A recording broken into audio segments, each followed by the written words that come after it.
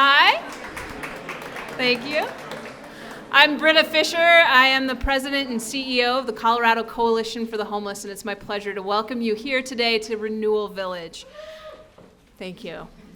I also want to say thank you right off the bat to the dozens of staff and volunteers who've worked for months and even the past couple of years for some on this project, from program management to transitional housing to the on-site team that's overseeing this impressive rehab of this first floor, looking so beautiful. The Colorado Coalition continues to innovate. After taking one hotel and quickly converting it into housing, we purchased this much larger hotel to convert. And this model is still much faster than new development, actually about half the time, a couple of years faster. So in our effort to combat increased homelessness in this, the 8th least affordable state in the country, we can and we must do more to innovate and speed this path for housing in our community. Where we stand today was formerly the Clarion Inn. It made for an ideal acquisition due to the extensive first floor area here, which is great for community space. And there's a few reasons why. While we appreciate that a door that closes is ideal for stable housing, many individuals who've experienced long-term homelessness are used to the support communities that they have built on the streets or in shelters. We have spaces added here, not just for the necessities of life, like this cafe, the laundry, the computer lab, but also for spaces to connect as humans and have the healing connection of that human connection. Second, we also want to have sufficient on-site space for our staff. Part of supportive housing is the delivery of those life-saving services. And the former ballroom, which I know some people here have been to this hotel for trainings, it is changed. It is now our case management area. And that's where we deliver trauma-informed, person-centered, comprehensive, intensive, and clinical-based assistance. While each client determines their own priorities, in general, case managers connect residents with health, with mental health, and substance use treatment, linkage to mainstream services, and so much more. This property will house 215 clients at any given time through 134 permanent supportive housing units, and the remainder as transitional units, including units designated for veterans. Thank you. And best of all, residents will be moving in here in just a few weeks. The Coalition is proud of the work that we've done to turn this former hotel into permanent space for housing, and we could not have done it without our partners. One of the first things that I have loved in my whole career is meeting the smart, dedicated people who want to work on our community's toughest challenges and who dedicate themselves to addressing them. So we've invited several to give a few remarks, and I'll introduce each speaker today. So today, let's start with a partner and funder who identified Renewal Village to receive the local allocation of Home American Rescue Plan program funding to support both those non-congregate shelter units and the supportive housing. An additional infusion of $3 million allowed the entire property to be converted to studio apartments. This is key so that we could do the construction once, even as we were able to get more subsidy to convert more to supportive housing. And we also had the Department of Housing Stability, the whole entire community, and the entire city and county of Denver support us with $14 million. So with that, please thank and welcome our 46th mayor of Denver, Mike Johnston.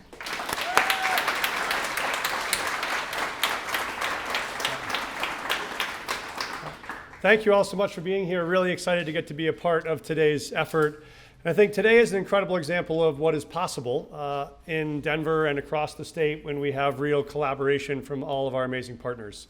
Obviously today will be an incredibly important groundbreaking, I think 215 units that provide people access to the affordable housing they need with the supportive services that they want to be able to get here. And this was only possible because of the kind of partnership that we were able to build, thanks to the leadership of the Colorado Coalition for the Homeless, who does such incredible work here. But what you'll see that's unique about today, and hopefully the Commissioner will talk about this is one key step in us looking at this as a regional problem that requires a regional solution. And so this is, I think, a new partnership where we partnered together with Adams County, incredible support from Alison and her team at the state for state vouchers, and of course the federal support of the ARPA funds. Thank you, Dominique. That would not have been possible without the Biden-Harris administration. Those dollars plus those partners and those vouchers are what make what can be a very complicated project suddenly an incredible success. And so we view this as exactly the kind of opportunities we want to see the city do more and more of. These are the very reasons why we're pursuing this Affordable Denver Fund on the ballot this November. We think it's a chance to support more efforts like this that provide long-term permanent housing with the supportive services people need to make sure they can find a forever home and get back on their feet. And so I just want to thank all the partners who made this possible. Hopefully when you walk around the building today, you will feel a sense of inspiration. You'll feel something that the way people will feel when they walk in here for the first time, which is when you have traveled a very hard road, you've been on the street or unhoused or been on friends' couches or not sure you'd ever find your way back to your own unit with your own key and your own space. This offers that new hope again, that sense of renewal. We think this sense of renewal we brought to this one site is a sense of renewal we can bring to communities all across the city with your support. So thank you all so much for being here, and huge congratulations to Britta and her team at CCH for making this incredible success possible.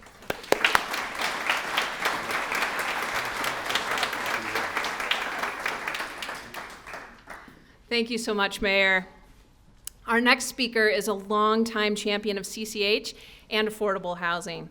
And she's done something pretty remarkable, which is get things done in Congress. And she has brought home to Denver congressionally directed spending to support affordable housing and address homelessness. So thank you very much for working with your congressional colleagues to secure $4 million in community project funding for this project. Please join me in thanking and welcoming Congresswoman Diana DeGette.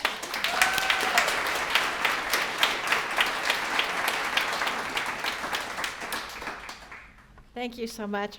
I just love having a job where someone says you're getting things done and everyone starts laughing. So, there's that. But I've been really pleased and honored to work with the Colorado Coalition for the Homeless, even since before I was in Congress. And a few years ago, when we started up congressionally directed spending again, formerly known as earmarks, I decided that it would be I was looking at what are the most critical problems that we're facing in my congressional district, which is the city and county of Denver. And of course, homelessness was the top issue. I knew this from before, but it's only gotten worse and worse over the years. And so I started then every year working with close allies like the city of Denver and the Coalition for the Homeless and other allies to see how I could augment this funding. And I'm so proud. Whenever and Britta, we've stood at quite a number of openings now, and whenever I do that, my heart swells because I know that's what 215 people or families that are now going to have a place to call home. But not just that. And this is the important thing. They'll have a place to call home, and they'll have the supportive services that they need to be able to achieve more and more for themselves and their families. Not only that, though, I don't know if we realize how lucky we are in this area to have a coalition, not just the private groups like the Coalition for the Homeless, but the city and county of Denver with Mayor Johnston and his initiative, and the tax provision is just the latest in a broad initiative that the city has to address this, and then our friends at a regional level in Adams County and all around the region. This does not happen everywhere in the country, my friends, where you have a federal, state, and local coalition to address a very real issue that works. And so I'm very proud to see that this project is opening up.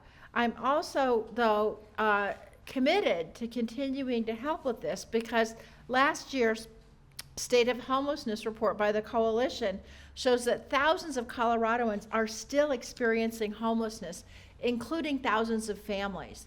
And so this is a problem that we have to continue every day in every way to think about solutions. As I often tell people about homelessness, if this was an easy problem to fix, we would have fixed it by now.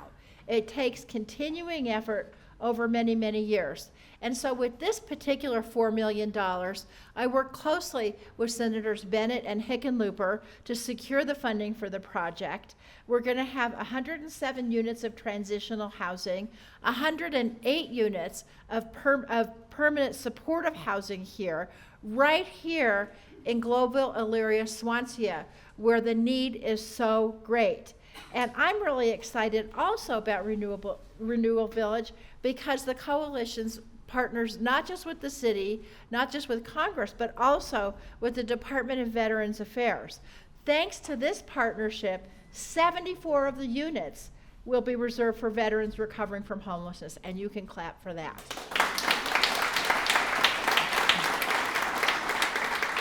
I see this every day. Our men and women in uniform have made incredible sacrifices for our nation for their services, and the partnership will help us live up to the promise we made to help take care of them like they took care of us when they return home. And so I'm just so happy to see how this project has come together with our partnership, and I'm so excited to see what it's going to do as we continue to build our program to eliminate homelessness in Denver and in the region. Thank you very much.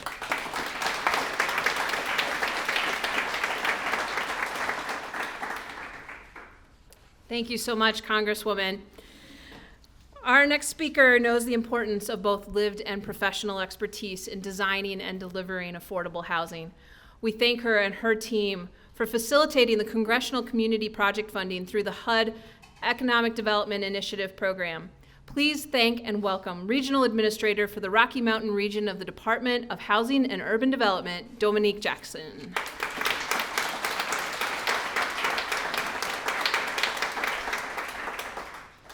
Hey, everybody.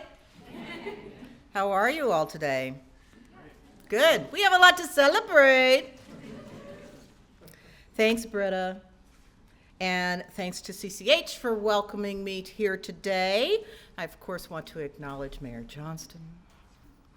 So much to be here.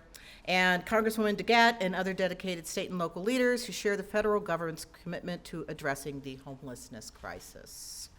I am, of course, Dominique Jackson. I'm the Regional Administrator for the U.S. Department of Housing and Urban Development's Rocky Mountain Region. I oversee all of HUD's programs in the great state of Colorado. Also Utah, Montana, Wyoming, North Dakota, South Dakota, and 29 federally recognized tribes. As a representative of HUD's acting secretary, Adrian Todman, and the Biden-Harris administration, it is important to share our collective goal, and that is to do everything in our power to make sure that every single one of our neighbors here in Denver and across the region gets an opportunity to live their best lives. HUD's strategy to achieve this is clear: to continue to build the economy from the bottom up and the middle out, by providing critical, targeted investments in affordable housing. That means we are doing everything in our power to make it cheaper to rent and to buy. And of course, the more people that own a home, the more people who have an opportunity to build intergenerational wealth. We are also helping to develop innovative housing that promotes health and is climate and disaster resilient. Plus, we are fighting harder and smarter to end homelessness. Yeah, give it up. Of course, to do this, we must be highly collaborative, work across governments and sectors, and we must make sure the process is economically responsible, environmentally sound, fair, and equitable. You are witnessing, as everybody who has come before me, the evidence of that collaboration. CCH is one of our strongest and most active partners in the fight to get people off of the street. Doing so means an opportunity to restore, to reinvigorate, to reaffirm lives, to restore, to reinvigorate, to reaffirm, all synonyms for renewal. Renewal Village was made possible, as you've heard, via the CDS funds from our congressional delegation. Congresswoman DeGette, who is absolutely incredible, Senators Bennett and Hickenlooper. HUD gratefully administers these dollars.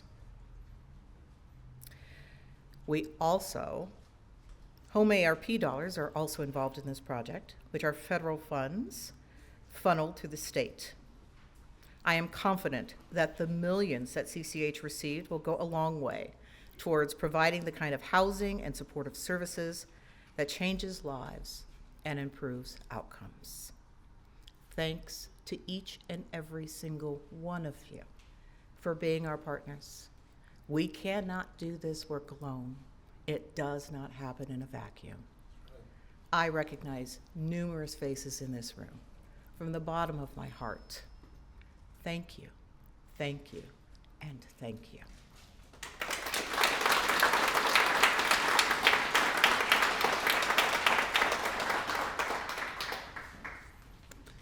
And thank you. I am so pleased as a former state housing board member by the way our state has grown our amount of affordable housing investments. The State Division of Housing contributed $10 million to the acquisition of this property, contributed some of the initial supportive services funding, and a large allocation of vouchers that have helped us make the vast majority of the units in this project permanent supportive housing. Please join me in thanking and welcoming someone who is both personally and professionally dedicated to affordable housing in our community, the Director of Colorado's Division of Housing, Alison George.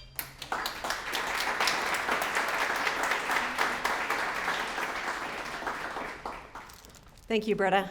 I'm reminded of support. How critical is support in all of our lives? Think of a moment in your life, because of support, that direction changed. I'm personally in that moment right now with my son, looking for housing. Who knew? Yes, we all have these issues. In fact, I'm really hoping I can go to the great state of Washington this weekend and move him in, but we don't have a lease, and the boys haven't agreed where they want to move. We all have our challenges, and support is critical. And so what I would like to mention as I think about the ways that we appreciate our partnership, we want to support our partnership with the great Coalition for the Homeless here in Colorado, is the support that we've provided to this project. Because ultimately, it's about the people that we are collectively trying to house. Support is critical in all of our lives. So with that, we provided a performance loan to help acquire this building. We provided grant funds through HUD, through the federal government, to help support this project into the future. We're providing state resources through vouchers so that, and what does that mean for folks in the audience? Some people know, some people don't. That means we pay a portion of the rent with state funds, and the tenants will pay what they can afford based on their income. And what's critical with that? Support. We're also providing tenancy support services partnered with those vouchers in order to provide the support that folks need to stay stably housed. We are committed with CCH to the success of this project and committed to working with the people that are served by this property. With that, I want to be reminded of housing is a human right, but in order for people to take advantage of this, they need the support. So thank you. And thank you for everyone that's come together to help make this possible.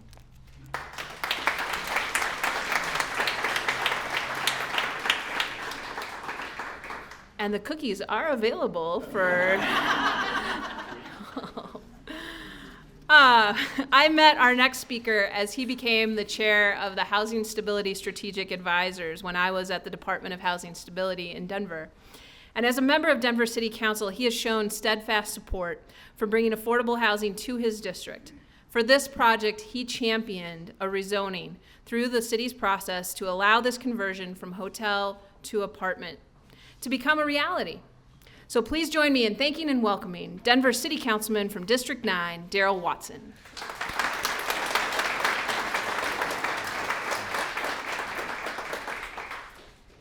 Thank you so much, Britta and the Colorado Coalition for the Homeless team. I also want to thank the regional partners, state, federal, and county commissioners. As a city council member and county commissioner, I know the work that we do is always through collaboration. And our focus for making sure that we are supporting all of the communities that we serve, these solutions can only be done regionally. I'm honored to be the city council member representing all of the fine District 9. The second decision I made as a city council member was to accept and become the sponsor for Renewal Village. Why was that important? Why was that essential for me? I grew up in a family that faced housing instability. I had a sister that died unhoused on the streets. And as I ran for city council in every community, in every neighborhood that I visited, the foremost question that community members had for me is, what are you going to do to make sure we increase housing stability throughout the city for our families, so our families can live and love the city, live in a city that they love without the fear of becoming unsheltered. This is an important step for Colorado Coalition for the Homeless, but it's one step that we are taking in collaboration regionally and throughout the city and county of Denver. I want to thank each of the members of Colorado Coalition for the Homeless, all of the community partners that are here today that really are looking at the lives of each of the 215 individuals who are going to be impacted. Oftentimes we throw out numbers and they feel like simply digits. But each of those 250 folks, to me, are the faces of my sister, and the faces of many others that are struggling to live in this city. We have a great opportunity with many of the initiatives that we're taking. We have a great opportunity as a community to come together and to make a difference in this city, to change the face of how we tackle housing and housing policies. Renewal Village is one step, providing 60 years of deed-restricted, deeply supportive housing in this city is an amazing first step. And then focusing on net zero when it comes to our veterans, coming from a family of veterans, making sure in this year, as the administration and city council has offered, that we will make sure that as of this year, that veterans living unsheltered on our streets end. And Renewal Village is one step, or bringing us one step closer to that success. So I want to thank you all. I would like to thank Britta and her team for all the great work that you've done. And I appreciate working collaboratively with each of you and looking forward to moving on to the next project. Thank you.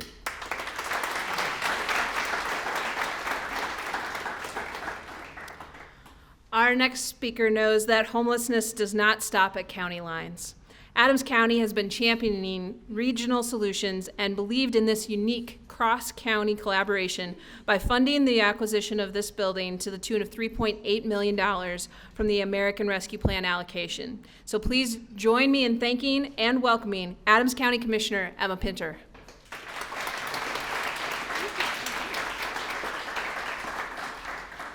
Good afternoon, and thank you so much. I'm much shorter than everyone else who spoke. I'm honored to be here. As was mentioned, I'm chair of the board of Adams County Commissioners. I'm Emma Pinter. I'm joined by my colleague, Lynn Baca, who's here today, and the whole commission supports the $3.8 million ARPA fund investment that we have made in this project. Thank you so much to everyone, and it's really beautiful to see this federal, state, and local collaboration across borders and across jurisdictional lines to make sure that we are serving community together and we're putting our money where our values are.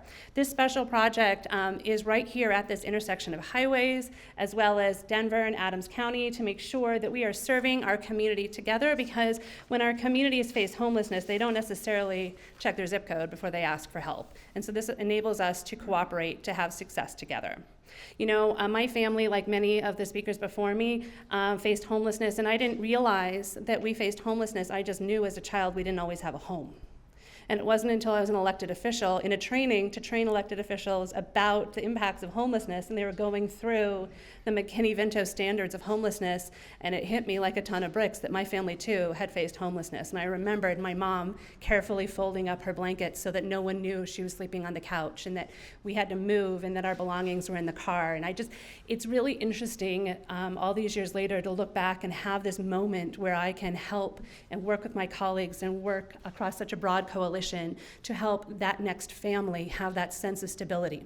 We know that for some the economy is roaring and they're doing great, and for others they are struggling and they're holding on with both hands to stability in their house. They're clinging with their fingernails to make sure that they're paying rent on time and they're covering their medical bills. We also know that from our street outreach team that point-in-time counts only catch a fraction of those facing homelessness. This investment is part of our collaboration across the region and with Denver. We expect that there will be about, on average, 20 rooms available for Adams County residents in need of transitional or supportive housing. And we're committed to working on projects like this into the future. Like Denver, our housing authority is running a supportive housing ballot measure this year.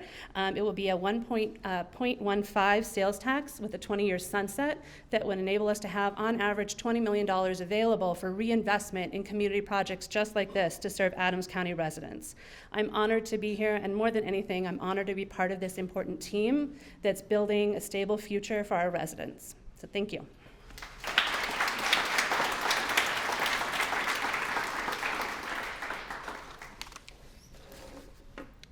Great. Thank you so much for sharing the personal story as well. Lived expertise is something that we really value at the Colorado Coalition for the Homeless, and we appreciate all those who have shared their personal stories. So at this time, I want to say thank you to our speakers and our many partners. It's so wonderful to look around this room, people I've been working with for sometimes decades, and see the support for this mission and for this project that we're celebrating today. I want to thank you for celebrating with us and supporting our work and our mission of lasting solutions. And in just a few minutes more, we will conclude and tours will be available. You'll head to the safety desk just across the lobby here, and there'll be staff who will lead you on the guided tours. Which brings me to our staff. It was 20 years ago this summer that I joined the staff of the Colorado Coalition for the Homeless. And we continue to attract some of the best, brightest, and most compassionate folks around to this mission. And I want to say a special thank you to several of our staff, including thank you to Brendan Taring, the development project manager, for his dedication and commitment to making this project successful. Brendan, give a little wave. There you go. I also want to thank Max Labarski, our Housing Development Director, for guiding us to success.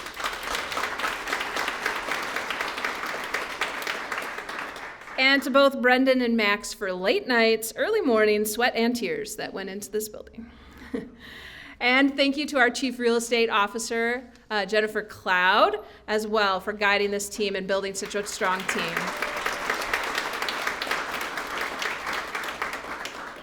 I also want to thank our team members working across departments, Deanne Witzke, V. Skiffer, AJ Preble, Daniel Sherrard, Todd Bertani, Aaron Crowder, and Will Davis for their leadership in planning to create community among a complex mix of transitional and PSH or permanent supportive housing units.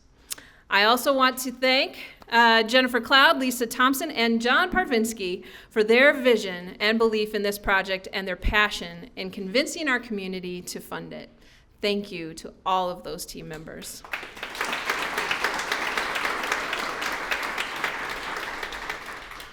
There is also a lot of work that happens behind the scenes, and I want to thank our education and advocacy team led by Kathy Alderman, and to Alexis for the coordination of this event and the videos about this project for our residents and community. And I want to thank our board of 15 volunteers for your support of this missional work and for this project. I also want to thank our broader volunteer base for your commitment and hard work on this project, and to John Saint for organizing both our volunteers and the donations that resulted in move-in boxes with the goodies that help our residents enjoy their new home. Thank you.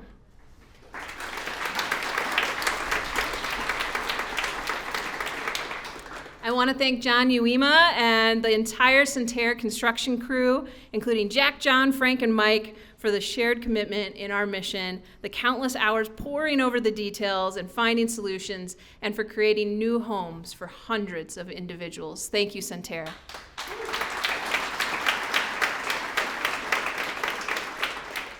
And thank you to Cole Gullett and Joe Marshall from Architectural Workshop for designing these beautiful spaces. Thank you so much.